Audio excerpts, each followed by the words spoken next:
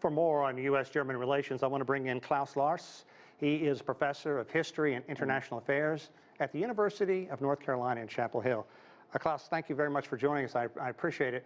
Right now, it's kind of sort of uncharted territory between those two leaders. What do we know about Scholz-Biden, their relationship, and this meeting comes at a critically important time? Do you really think the two nations are as unified as Nathan's report kind of indicated? Well, they are. I mean, everyone agrees that Russia is threatening Ukraine. There is an aggressive troop massing at the Russian-Ukrainian border. And all countries in the European Union and in NATO resent this very much, including the German Chancellor. The German Chancellor has been less outspoken what to do in case Putin decides to invade. But it is unimaginable that if there is a full-scale invasion of Ukraine, that the Germans could go along with Nord Stream 2. Biden has stated pretty clear that Nord Stream 2 will be destroyed, will be stopped if there is a full-scale invasion.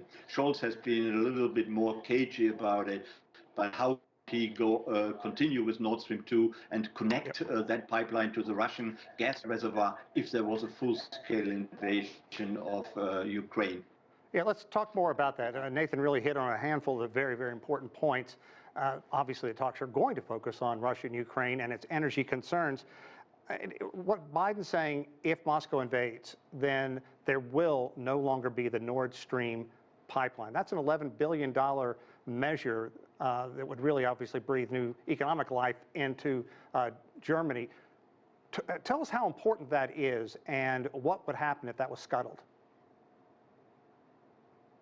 Yeah, it is an important economic enterprise, and Scholz has repeatedly said that he thinks it mostly is an economic enterprise rather than a political or geostrategic enterprise.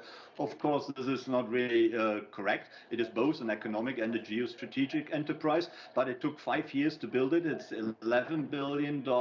It's a lot of money. A lot of German and European enterprises are invested in it. They would lose a lot of money, or the German government would have to compensate them, which also would be very expensive for the taxpayer.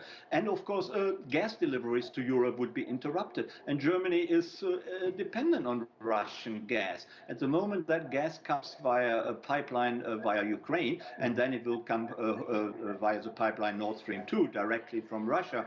But Germany, in any case, needs Russian gas. So if there was a full-scale invasion of Ukraine, gas deliveries from Russia would be interrupted. The Germans couldn't really continue doing business with Russia in the face of aggressive behavior. But hopefully it will not come to that.